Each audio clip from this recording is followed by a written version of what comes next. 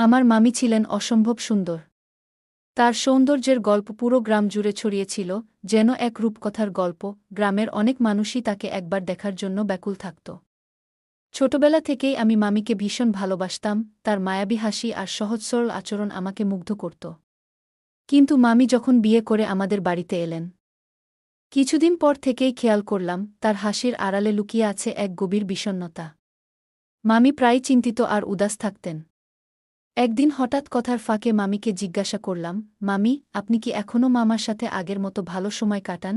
মামি একটু মন খারাপ করে উত্তর দিলেন, আসলে কি বলবো, আমার তো বিয়েই হয়েছিল একজন বয়স্ক মানুষের সাথে। আমি তখন মাত্র ২২, আর তোমার মামা ৪০ বছরের। আমাদের মধ্যে কোনো মিল ছিল না।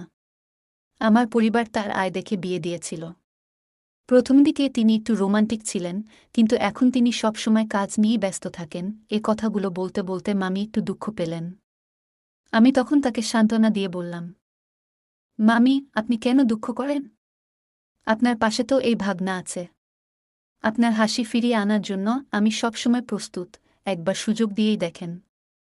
আমার এই কথা শুনে মামি একটু লজ্জা পেয়ে নিচের দিকে তাকালেন। তারপর আমি মামিকে এই গল্পটা সেই সময়ের, যখন আমি স্কুলে পড়তাম। একবার আমার মামার বিয়ের জন্য আমরা নানির গ্রামে গিয়েছিলাম। গ্রামের পরিবেশ ছিল খুবই সুন্দর, আর বিয়ের আয়োজনও ছিল জমজমাট। আমি প্রথমবার মামার বিয়েতে গিয়ে মামিকে দেখার জন্য বেশ উৎসুক ছিলাম। মামার বিয়ের আগে মামির ছবি দেখতে চেয়েছিলাম। তখন তো মোবাইল ফোনের এত প্রচলন ছিল না, তাই ছবি দেখার জন্য বাড়ির লোকজনের উপর নির্ভর করতে হতো। মামাকে বলার পর তিনি বললেন, তোমার নানির কাছে ছবি আছে, নানির ঘরে গিয়ে দেখো। আমি নানির ঘরে গেলাম। সেখানে আমার বাবা মা মামির ছবি দেখছিলেন। আমি ছবিটা হাতে নিলাম এবং দেখলাম। মামির সৌন্দর্য দেখে আমার চোখ আটকে গেল। একদিকে মামা ছিলেন ৪০-৪২ বছরের এক সাধারণ মানুষ, গম্ভীর চেহারা, গায়ের রং কালো। আর অন্যদিকে মামি ছিলেন একেবারে তরুণী, মাত্র ২২ বছর বয়স, সদ্য স্নাতক পরীক্ষা শেষ করেছেন। তার রূপ ছিল অসাধারণ, যেন চাঁদের আলোর ভেজা একটি ফুল। তার গায়ের রং এতটাই উজ্জ্বল ছিল যে তাকে দেখে মনে হচ্ছিল যেন দুধে এক ফোঁটা গোলাপি রং মিশিয়ে দিয়েছে। তখন আমার মনে অদ্ভুত অনুভূতি হচ্ছিল। মামার সঙ্গে মামির কোনো তুলনা হয় না ভেবে মনে একটু দুঃখ হচ্ছিল। তবে বিয়ের আনন্দ আর গ্রামের পরিবেশের সবার সঙ্গে মিশে সেই দুঃখ ভুলে গিয়েছিলাম। আমার মামার বিয়ের সময়কার ঘটনা এটি। আমাদের পরিবারের সবার মধ্যে তখন খুবই আনন্দের পরিবেশ। কারণ সবাই মনে করছিল যে আমাদের বাড়িতে এত সুন্দর এবং মার্জিত একজন বউ আসছেন। আমার মামি ছিলেন এমন সুন্দরী যে তাকে দেখে মনে হতো তিনি কোনো অপ্সরার মতো। আমার মামার বিয়ে দেরি হয়ে গিয়েছিল কারণ তার চেহারা তেমন আকর্ষণীয় ছিল না। কিন্তু তার জন্য এমন একটি মেয়ে বিয়ের পাত্রী হিসেবে ঠিক হলেন, যিনি অসাধারণ রূপবতী। তাকে দেখে আমি নিজেই অবাক হয়ে গেলাম এবং মনের মধ্যে এক ধরনের অদ্ভুত অনুভূতি কাজ করছিল। বিয়ের দিন ধীরে ধীরে এগিয়ে আসছিল। ৩ দিন পর সেই কাঙ্ক্ষিত দিন চলে এলো। আমাদের পরিবারের কয়েকজন সদস্য মামার সঙ্গে গাড়িতে বসে বিয়ের অনুষ্ঠানে যাচ্ছিলাম, আর বাকিরা বরযাত্রী নিয়ে অন্য গাড়িতে। সন্ধ্যার দিকে আমরা সবাই মামার হবু স্ত্রীর শহরে পৌঁছলাম। সেখানে আমাদের জন্য একটি চমৎকার ফার্ম হাউসে থাকার ব্যবস্থা করা হয়েছিল। জায়গাটি এতটাই সুন্দর ছিল যে মনে হচ্ছিল যেন কোনো রাজকীয় হোটেলে এসেছি। বিয়ের প্যান্ডেলটি ছিল খোলা আকাশের নিচে, যেখানে বিয়ের সমস্ত আয়োজন চলছিল। সন্ধ্যা নামতেই আমরা সবাই নাচতে গাইতে প্যান্ডেলে পৌঁছালাম। কিছুক্ষণ পর মামি তার বোন ও বান্ধবীদের সঙ্গে মালা নিয়ে আসলেন। তাকে সামনে থেকে দেখার পর আমার মনে হল তিনি ছবির চেয়েও অনেক বেশি সুন্দর। মনে হচ্ছিল আগের ছবিগুলো যেন ঠিকমতো তোলা হয়নি। তাকে সরাসরি দেখে আমার মনের মধ্যে কথার ভাষা হারিয়ে গেল। তার সৌন্দর্য যেন এক অদ্ভুত জাদুর মতো। পুরো বিয়ের অনুষ্ঠানটি আমাদের সবার জন্য একটি অবিস্মরণীয় অভিজ্ঞতা ছিল। আমার মামার বিয়ের সময় আমি তার সৌভাগ্য দেখে অবাক হয়ে যাচ্ছিলাম। তার বিয়ের আয়োজন এতটাই জমজমাট ছিল যে সবাই তার কপালের প্রশংসা করছিল। আমার মামা যেভাবে এমন একজন অসাধারণ রূপসী মেয়েকে জীবনের সঙ্গী হিসেবে পেয়েছিলেন, তা সত্যিই অবিশ্বাস্য মনে হচ্ছিল। আমি মনে মনে ভাবছিলাম, মামার কপাল এত ভালো হয় কিভাবে। মামার বিয়ে সম্পন্ন হল এবং বরযাত্রী নিয়ে মামিকে বাড়ি নিয়ে আসা হল। সবকিছু ঠিকঠাক চলছিল, কিন্তু সেই রাতটি ছিল বিশেষ। কারণ সেটি ছিল তাদের নতুন জীবনের সূচনার রাত। আমার ঘর মামার ঘরের ঠিক পাশেই ছিল। আমাদের ঘর দুটি মাঝখানে একটি পাতলা দেয়াল দিয়ে আলাদা করা ছিল। রাত গভীর হতে থাকল। আমি সারা রাত ঘুমোতে পারছিলাম না। মনটা খুব অস্থির ছিল। দেয়ালের দিকে কান লাগিয়ে কিছু শোনার চেষ্টা করলাম, কিন্তু দুর্ভাগ্যক্রমে কিছুই শুনতে পেলাম না। রাত কেটে গেল এমন অস্থিরতার মধ্যেই। পরের দিন আমরা যারা একই বয়সের ছিলাম, সবাই মিলে মামির ঘরে গিয়ে তার সঙ্গে কথা বলতে শুরু করলাম। আমি খুব সহজেই সবার সঙ্গে মিশতে পারি, তাই মামির সঙ্গেও খুব দ্রুত মিশে গেলাম। তার সঙ্গে গল্প করতে করতে আমাদের মধ্যে একটি ভালো বন্ধুত্ব তৈরি হল। মামি হাসিমুখে আমার সঙ্গে কথা বলছিলেন, আর আমিও তাকে আমার মজার গল্প শোনাচ্ছিলাম। মামা তখন শহরের একটি গার্মেন্টস কারখানায় কাজ করতেন। বিয়ের পর মাত্র 2 দিনের ছুটি নিয়ে তিনি আবার কাজে ফিরে গেলেন। তার চলে যাওয়ার পর কয়েকদিন আমরা মামার বাড়িতে ছিলাম। তারপর সবাই আমাদের বাড়িতে ফিরে এলাম। সময় দ্রুত কেটে যাচ্ছিল। মামার বিয়ের কয়েক বছর পর মোবাইল ফোনের যুগ এসে গেল। আমিও তখন একটি ফোন কিনেছিলাম। ফোনের মাধ্যমে পরিবার এবং আত্মীয়-স্বজনদের সঙ্গে কথা বলার সুযোগ বাড়তে থাকল। ততদিনে মামি এবং মামা শহরে চলে গিয়েছিলেন এবং তাদের 2টি সন্তানও হয়েছিল। যখনই আমার মা মামা-মামির সঙ্গে ফোনে কথা বলতেন, আমিও তাদের সঙ্গে কথা বলতাম। মামি আমাকে কখনো ভুলতেন না। এরপর সময় আরও কেটে গেল। আমি কলেজে ভর্তি হলাম এবং পাশাপাশি ইন্টার ক্লাসের কোচিং দেওয়া শুরু করলাম। এটি আমার জীবনের প্রথম উপার্জন ছিল। প্রথম উপার্জনের টাকা দিয়ে আমি একটি অ্যান্ড্রয়েড ফোন কিনলাম। সেই দিনটি আমার জন্য ছিল খুবই আনন্দের। কারণ এর আগে আমাদের বাড়িতে অ্যান্ড্রয়েড ফোন ছিল না। নতুন ফোন কিনে তাতে ইন্টারনেট চালু করলাম এবং নিজের ইচ্ছাগুলো পূরণ করার চেষ্টা করতে লাগলাম। একদিন কলেজে বসে হঠাৎ মামির কথা মনে পড়ল। সঙ্গে সঙ্গে তাকে ফোন করলাম। ফোন ধরতেই ওপার থেকে মামির কণ্ঠস্বর ভেসে এলো, হ্যালো, কে বলছেন? আমি পরিচয় দেওয়ার সঙ্গে সঙ্গেই তিনি আনন্দিত হয়ে বললেন, ওহ, তুমি কেমন আছো? আজ এতদিন পর হঠাৎ মনে পড়ল। আমি হাসি দিয়ে বললাম, না মামি, এমন কিছু নয়। আমি তো সবসময় আপনার সঙ্গে কথা বলি। আসলে কিছুদিন আগে একটি নতুন ফোন কিনেছি, তাই ভাবলাম এই নম্বর থেকে আপনাকে ফোন করি। মামি হাসি মুখে বললেন, ওহ, দারুণ ব্যাপার। নতুন ফোন কে কিনে দিল? আমি উত্তরে বললাম, মামি, এটা আমি নিজেই কিনেছি আমার উপার্জনের টাকায়। এরপর আমি মামিকে আমার কোচিংয়ের কথা বললাম। তিনি খুব খুশি হলেন এবং আমাকে আরও উৎসাহ দিলেন। আমিও তাদের সন্তানদের এবং মামার কথা জানতে চাইলাম। মামি বললেন, তোমার মামা অফিসে গেছেন আর বাচ্চারা স্কুলে।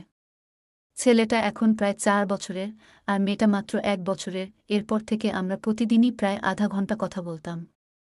আমি তখন কলেজে থাকতাম আর মামি বাড়ির কাজ সামলাতেন। সময়ের সঙ্গে সঙ্গে মামির সঙ্গে আমার কথোপকথন অনেক বেড়ে গিয়েছিল। কাজ শেষ হলে তিনি আমাকে একটি মিসড কল দিতেন, আর আমি সুযোগ পেলেই তাকে কল করতাম। এইভাবে আমাদের মধ্যে কথোপকথনের অভ্যাস তৈরি হল। ধীরে ধীরে আমাদের মধ্যে বেশ খোলামেলা এবং মজার আলাপ শুরু হল। একদিন মামি হেসে জিজ্ঞাসা করলেন, তোমার কলেজে কত মেয়ে বন্ধু আছে? আমি মজা করে বললাম, কোথায় মামি, আমার কোনো গার্লফ্রেন্ড নেই। থাকলে কি আমি আপনার সঙ্গে এত কথা বলতাম? মামি এই কথায় হাসতে হাসতে বললেন, তাহলে কি আমাকে গার্লফ্রেন্ড ভেবে কথা বলো? আমার মনে হয়েছিল উত্তর দিই। হ্যাঁ মামি, আমি তো অনেক দিন থেকেই আপনাকে গার্লফ্রেন্ড বানাতে চাইছি, কিন্তু আমি সেরকম কিছু বলিনি।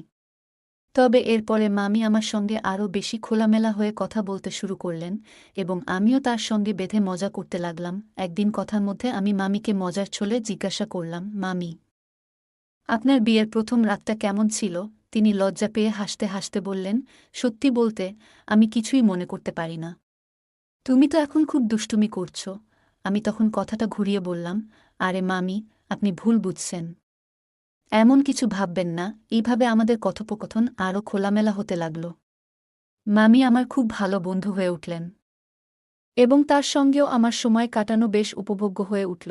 একদিন মামির সঙ্গে গল্প করতে করতে আমি হেসে জিজ্ঞেস করলাম, মামি, মামা কি এখনও আগের মতো আপনাকে সময় দেন? আগের মতো কি রোমাঞ্চ করেন? তিনি একটু মলিন হাসি দিয়ে বললেন, সত্যি বলি, আমার বিয়েটা এক বৃদ্ধের সঙ্গে হয়েছে। বাড়ির লোকেরা তাদের বয়স না দেখে শুধুমাত্র তার উপার্জনের দিকে নজর দিয়েছিল। আমি তখন মাত্র 22 বছর বয়সের ছিলাম, আর তোমার মামার বয়স ছিল প্রায় 40 বছর।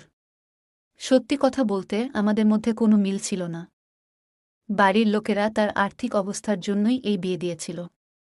প্রথমে তিনি একটু রোমান্টিক ছিলেন, কিন্তু এখন সবসময় কাজ নিয়ে ব্যস্ত থাকেন। এই কথা বলতে বলতে মামির চোখে এক ধরনের বিষণ্ণতা ভেসে উঠল। আমি তার গল্প শুনে ভাবছিলাম, একদিকে মামির জীবনের এই কষ্টের কথা শুনে দুঃখ হচ্ছিল, অন্যদিকে তার সঙ্গে কথা বলতে মজাও পাচ্ছিলাম। আমি তাকে জিজ্ঞেস করলাম, আপনার বিয়ের আগে কি কেউ আপনাকে পছন্দ করত? তিনি একটু চুপ করে থেকে বললেন, হ্যাঁ, আমাদের গ্রামের এক ছেলে আমাকে খুব ভালোবাসত। সে আমাকে বিয়ে করতে চেয়েছিল, কিন্তু আমার পরিবার রাজি হয়নি। তারা বলেছিল, অন্য কাস্টের মধ্যে বিয়ে হবে না। আমি মজা করে বললাম, তাহলে আপনি সেই সময় বাড়ির সঙ্গে ঝগড়া করেননি কেন? তিনি দীর্ঘশ্বাস ফেলে বললেন, ইচ্ছে করলেও সেই সাহস আমার ছিল না। যদি করতাম তাহলে হয়তো আজ আমার জীবন অন্যরকম হতো। আমাদের কথাবার্তার ফাঁকে মামি আরও বললেন, তুমি তো আমার বয়সের কাছাকাছি। তোমার মতো একজনের সঙ্গে আমার জীবনটা অনেক সহজ হতো। তার কথায় যেন এক আক্ষেপ ঝরে পড়ছিল। আমি তাকে শান্ত করে বললাম, মামি, আপনাকে যদি একজন ভালো বন্ধুর মতো কিছু বলি, শুনবেন? তিনি বললেন, হ্যাঁ, বলো। আমি বললাম, আপনার আশেপাশে ভালো কাউকে খুঁজে দেখুন, যে আপনাকে একটু সুখ দিতে পারে। তিনি ভয় পেয়ে বললেন, না না, এভাবে কিছু হবে না। যদি তোমার মামা জানতে পারেন, তাহলে তো বড় ঝামেলা হয়ে যাবে। কথা এখানেই শেষ হয়নি। এরই মধ্যে একদিন মামি জানালেন, মামা তাদের শহরের চাকরি ছেড়ে দিয়েছেন এবং গ্রামের দিকে ফিরে যাচ্ছেন। আমি মামার সঙ্গে কথা বললে তিনি জানালেন, ফ্যাক্টরির মালিক ব্যবসা ভালোভাবে চালাতে পারছেন না, তাই 1 মাসের অগ্রিম বেতন দিয়ে আমাকে বিদায় জানিয়েছেন। একদিন মামি জানালেন, তোমার মামা শহরের চাকরি ছেড়ে দিয়েছেন এবং গ্রামের দিকে ফিরে যেতে চান। আমি অবাক হয়ে বললাম, কিন্তু কেন? আর কোনো চাকরি খুঁজে দেখেননি? মামা নিজেই জানালেন, অনেক চেষ্টা করেছি, কিন্তু এখন আর শহরে থাকার ইচ্ছা নেই। গ্রামে ফিরে যেতেই মন চাইছে। কিছুদিন পর মামা সত্যিই শহর থেকে গ্রামে ফিরে এলেন এবং মামি ও তাদের সন্তানদের গ্রামে রেখে গেলেন। আমার মায়ের কথায় তিনি আমাদের কাছে এলেন। আমার বাবা তার পরিচিত এক গার্মেন্টস দোকানের মালিকের সঙ্গে কথা বলে মামার জন্য একটি চাকরির ব্যবস্থা করলেন। চাকরি পাওয়ার পর মামার জীবন আবার একটু স্বাভাবিক হল। তিনি আমাদের বাড়ি থেকেই কাজ করতে শুরু করলেন। এই সময় মামি প্রতিদিন রাতে আমার সঙ্গে ফোনে কথা বলতেন। অনেক সময় তিনি মামার খবরও আমার কাছ থেকেই জেনে নিতেন। এক রাতে প্রায় রাত 2টা বাজে, আমি আর মামি ফোনে কথা বলছিলাম। চারপাশ একদম শান্ত। আমি মামিকে জিজ্ঞেস করলাম, আপনি আমার কাছ থেকে মামার খবর নেন কেন? সরাসরি তার সঙ্গেই তো কথা বলতে পারেন। মামি একটু হেসে বললেন, তোমার মামার তো কখনোই সময় থাকে না, তাই আমি তোমার সঙ্গেই আমার সব কথা বলি। এতে মনটা হালকা হয়। আমি মজা করে জিজ্ঞেস করলাম, আপনার রাতগুলো কিভাবে কাটে? মামি একটু বিষণ্ণ সুরে বললেন, তোমার মামা তো এখানে নেই। রাতগুলো কেমন কাটছে সেটা তুমি বুঝতেই পারছ। তিনি আরও যোগ করলেন, তুমি বলো, তোমার রাতগুলো কিভাবে কাটে? আমি হেসে বললাম, আমি তো সিনেমা দেখি, মাঝে মাঝে গান শুনি। আর আজ তো আপনার সঙ্গে গল্প করছি। মামি হেসে বললেন, তাহলে আজ আর কোনো প্রোগ্রাম করনি? আমি বললাম, আপনার সঙ্গে কথা বলার জন্য আজ সব প্রোগ্রাম বাদ দিয়েছি। মামি হেসে বললেন, তুমি খুব মজার ছেলে। আমার সময়গুলোও যদি এমন কাতো। মামি একদিন ফোনে আমাকে বললেন, তুমি যদি কারো সঙ্গে মিশতে চাও, তাহলে নতুন কাউকে সুযোগ দাও। আমি হেসে বললাম, মামি, আমার মন তো শুধু আপনাকেই পছন্দ করে। মামি এই কথা শুনে একটু থেমে হাসলেন। তারপর বললেন, তোমার কি মনে হয় আমার এটা বুঝতে বাকি আছে? আমরা দুজনেই হাসতে হাসতে কথা শেষ করলাম এবং একে অপরকে শুভরাত্রি জানিয়ে ঘুমিয়ে পড়লাম। 2 দিন পর মামার প্রথম মাসের বেতন হাতে এলো। তিনি সেটা আমার মায়ের হাতে তুলে দিতে চাইলেন, কিন্তু মা তাকে বোঝালেন, এখানে তো তুমিই আছো, এবার তোমার পরিবারকেও এখানে নিয়ে আসো। বাচ্চাদের স্কুলে ভর্তি করাতে হবে, তাদের ভবিষ্যতের জন্য ভালো হবে। এই কথা শুনে মামা কিছুক্ষণ চুপচাপ রইলেন। বাইরে বেরিয়ে গেলেন এবং নিজের মনে কিছু একটা ভাবলেন। তার যাওয়ার পর আমার বাবা আমার মায়ের উপর একটু বিরক্তি প্রকাশ করলেন। বাবা বললেন, একদিকে তো মামা এখানে আছেন, তার উপর পুরো পরিবারকে এখানে আনতে বলছ। এটা আমাদের উপর বোঝা হয়ে দাঁড়াবে। বাবা কিছুটা বিরক্ত হলেও মায়ের কথায় কোনো প্রতিবাদ করলেন না। মামা বিষয়টা বুঝতে পেরেছিলেন। তিনি সিদ্ধান্ত নিলেন যে বেশি দিন এখানে থাকা ঠিক হবে না। কয়েক দিনের মধ্যেই তিনি একটি ফ্ল্যাট ভাড়া নিলেন। পরের মাসেই তিনি মামি এবং তাদের সন্তানদের নিয়ে সেখানে উঠে গেলেন। এভাবেই মামার নতুন জীবনের সূচনা হল। তবে মামি মাঝে মাঝে আমাকে ফোন করতেন এবং তাদের জীবনের বিভিন্ন কথা শেয়ার করতেন। মামা তার পরিবার নিয়ে নতুন ভাড়া করা ফ্ল্যাটে উঠে গেলেন। ফ্ল্যাটটি আমাদের বাড়ির কাছেই ছিল, তবে বিষয়টি তখনও আমার জানা ছিল না। মা মামাকে বোঝানোর চেষ্টা করেছিলেন, যখন আমাদের বাড়ি আছে তখন আলাদা ফ্ল্যাট নেওয়ার কী দরকার। মামা উত্তরে বলেছিলেন, না দিদি, দিল্লিতেও তো আমি ভাড়ার বাড়িতে থাকতাম, এতে কোনো সমস্যা হবে না। মামার কথার পর মা আর কিছু বলেননি। দুদিন পরে মামি আমাদের বাড়িতে এলেন। তাকে দেখে আমার মন আনন্দে ভরে উঠল। আমরা দুজন একে অপরকে দেখে মুচকি হাসলাম। কিন্তু মামি আমাকে তেমন কিছু বললেন না, আর আমি নিজেও তার সঙ্গে খোলামেলা কথা বলার সাহস পেলাম না। মামি চোখের ইশারায় আমাকে একপাশে ডাকার চেষ্টা করলেন। তবে সেদিন কেন যেন আমার সমস্ত চঞ্চলতা হারিয়ে গিয়েছিল। মামি কিছুক্ষণ পরে চলে গেলেন, আর আমি ভেবেছিলাম তিনি হয়তো ঘুরতে এসেছিলেন এবং ফিরে গেছেন। সেদিন সন্ধ্যায় মামি আর আসেননি। আমি নিজের কাজে ব্যস্ত ছিলাম এবং বিষয়টি নিয়ে বেশি ভাবিনি। পরের দিন দুপুরে আমি বাড়ির ছাদে বসে পড়াশোনা করছিলাম। হঠাৎ মামি সেখানে এলেন। আমি বেশ অবাক হয়ে গেলাম এবং কিছুটা অস্বস্তি অনুভব করলাম। মনে হলো মামি কাল রাতে এখানেই ছিলেন, অথচ আমি তার সঙ্গে কথাই বলিনি। মামি মুচকি হেসে বললেন, তুমি ফোনে যেমন খোলামেলা কথা বলো, সামনাসামনি তেমন হতে পার না কেন? আমি লজ্জা পেয়ে মাথা নিচু করে বললাম, আপনার সঙ্গে কথা বলার সাহস পাই না। মামি হেসে বললেন, আরে আমি তো তোমার বন্ধু, আমাকে ভয় পাবে কেন? তার কথায় আমি ধীরে ধীরে স্বাভাবিক হয়ে উঠলাম। এরপর আমরা কিছুক্ষণ গল্প করলাম এবং সেই মুহূর্তগুলো সত্যিই আনন্দময় হয়ে উঠল। একদিন সন্ধ্যাবেলা বাড়ির ছাদে বসে আমি ফোনে কথা বলছিলাম। সেই সময় মামি উপরে এসে আমার দিকে তাকিয়ে মিষ্টি হেসে বললেন, ফোনে তো কত সুন্দর কথা বলো, সামনে এসে এত চুপচাপ কেন? আমি একটু হেসে বললাম, না মামি, তেমন কিছু নয়। মামি আবার হাসতে হাসতে বললেন, তোমার কথা কিন্তু বুঝতে পারছি না। আমি লজ্জায় মাথা নিচু করলাম। মামি আজ একটি কালো রঙের শাড়ি এবং হাতাকাটা ব্লাউজ পরেছিলেন। তার উপস্থিতি যেন চারপাশে এক ধরনের উষ্ণতা ছড়াচ্ছিল। আমি মামিকে দেখতে দেখতে গভীর চিন্তায় ডুবে গেলাম। মামি তখন আমাকে হালকা করে ধাক্কা দিয়ে বললেন, তোমার কি হয়েছে? এমন ভাব করছো কেন? আমি তৎক্ষণাৎ বললাম, না মামি, কিছু নয়। এরপর আমরা স্বাভাবিক কথাবার্তা শুরু করলাম। কিছুক্ষণ পরে আমাদের কথায় সেই হাস্যরস চলে এলো, যা আমরা কখনো ফোনে বলতাম। একসময় আমি সিডির দিকে তাকিয়ে দেখলাম, আশেপাশে কেউ নেই। আমি মামিকে বললাম, আজ আপনি খুব সুন্দর লাগছেন। মামি মজা করে বললেন, তাহলে একদিন আমার ফ্ল্যাটে এসে দেখো কেমন লাগে। মামি এমন কথা বলায় আমি কিছুটা অবাক হলাম। জিজ্ঞেস করলাম, ফ্ল্যাট কোথায়? মামি হেসে বললেন, একেবারে কাছেই। এরপর আমাদের কথোপকথন হালকা বিষয়ের দিকে মোড় নিল। সেদিনের ঘটনাগুলো আমার মনে এক অদ্ভুত স্মৃতি হয়ে রয়ে গেল। আমার মামা সম্প্রতি তার পরিবারের সাথে একটি নতুন ফ্ল্যাটে উঠে গেছেন। শুনলাম মামা এটি ভাড়ায় নিয়েছেন। এই খবর শুনে আমি প্রথমে কিছুটা বিষণ্ণ হয়ে গেলাম। তবে মামি হাসতে হাসতে বললেন, টেনশন নিস না, এটা ভালোই হয়েছে।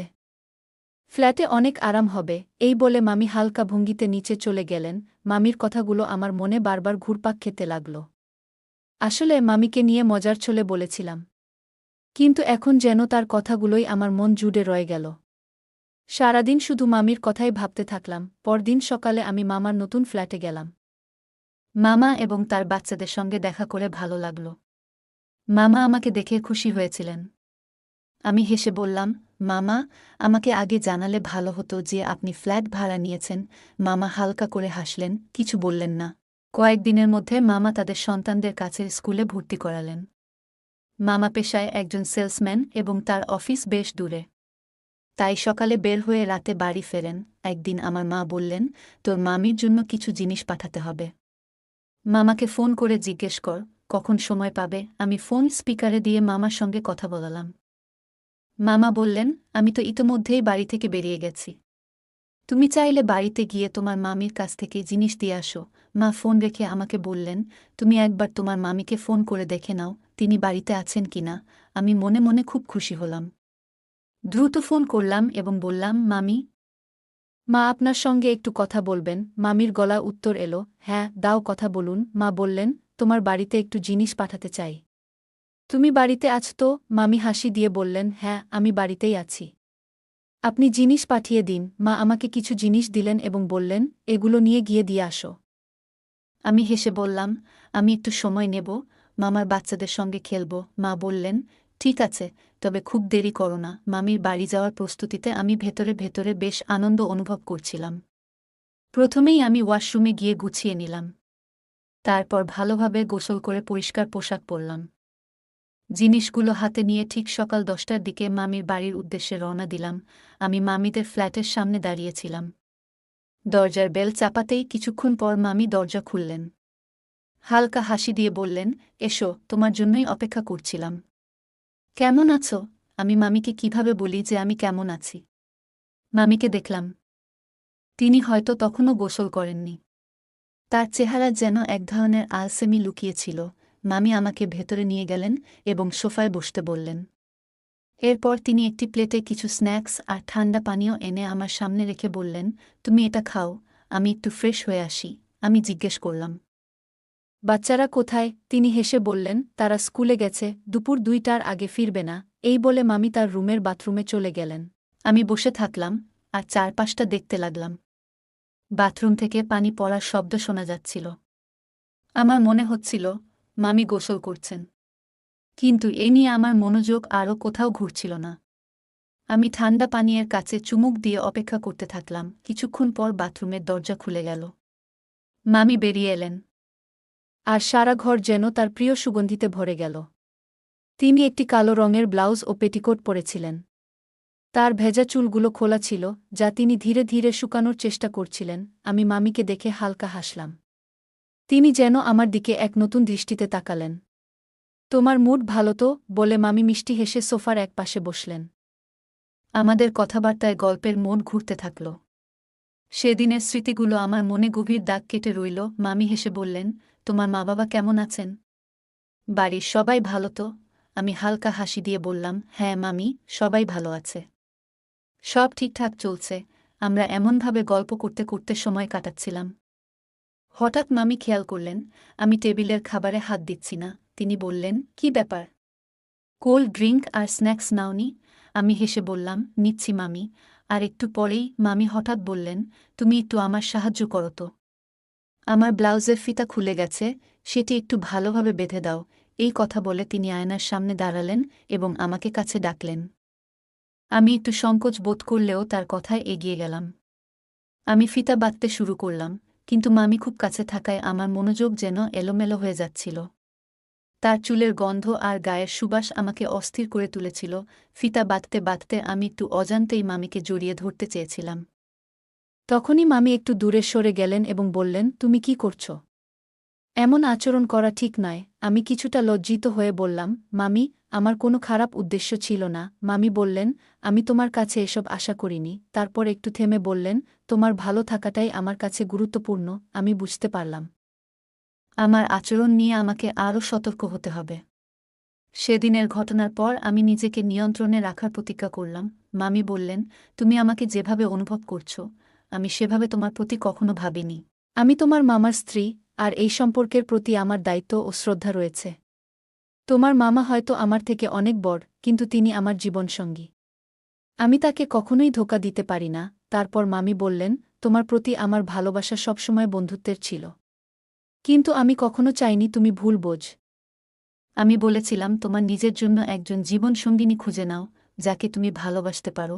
আমি মামিকে বললাম, কিন্তু মামি, আমি আপনাকেই ভালোবাসি। মামি শান্তভাবে উত্তর দিলেন, শুনো, যদি আমাদের মধ্যে কোনো সম্পর্ক তৈরি হয়, সেটি সমাজে গ্রহণযোগ্য হবে না। এটা হবে ভুল এবং আমরা একে কোনো নামও দিতে পারব না। আমি তোমার ভালোবাসাকে সম্মান করি। তাই চাই তুমি এই ভালোবাসা সেই বিশেষ কারোর জন্য রেখে দাও, যে তোমার জীবনের সঙ্গিনী হবে। মামি আরও বললেন, একজন সঙ্গীর সঙ্গে সম্পর্ক স্থাপন তোমার জীবনে সাময়িক সুখ এনে দিতে পারে, কিন্তু সত্যিকারের সুখ এবং শান্তি শুধুমাত্র একজন স্ত্রী দিতে পারে। এই বিষয়টি তুমি একদিন বুঝবে। মামি যা বললেন তা আমার মনের মধ্যে গভীরভাবে দাগ কেটে গেল। আমি তার কাছে ক্ষমা চাইলাম। তিনি হেসে বললেন, ক্ষমা চাওয়ার দরকার নেই। হয়তো আমার দিক থেকে ভুল হয়েছে। তোমার সঙ্গে বন্ধুত্বপূর্ণ সম্পর্ক রাখতে গিয়ে আমি সীমার বাইরে চলে গিয়েছিলাম। ভবিষ্যতে আমি নিজেও এই ভুল করব না। আমি বুঝতে পারলাম মামি আমাকে সবসময় একজন বন্ধু হিসেবেই দেখেছেন। আমি তার বন্ধুত্বকে ভুলভাবে বুঝে নিয়েছিলাম। আজ আমরা দুজনই ভালো বন্ধু। আমরা নিজেদের মধ্যে অনেক বিষয় শেয়ার করি, তবে সবসময় সীমার মধ্যে থেকে। বন্ধুরা, এই গল্প আমাদের শেখায় যে সম্পর্কের মধ্যে সম্মান ও সীমা বজায় রাখা অত্যন্ত গুরুত্বপূর্ণ। এই রকম আরও গল্প শুনতে চাইলে কমেন্টে জানান। গল্পটি ভালো লেগে থাকলে লাইক করুন, শেয়ার করুন এবং আমাদের চ্যানেলটি সাবস্ক্রাইব করুন। ধন্যবাদ।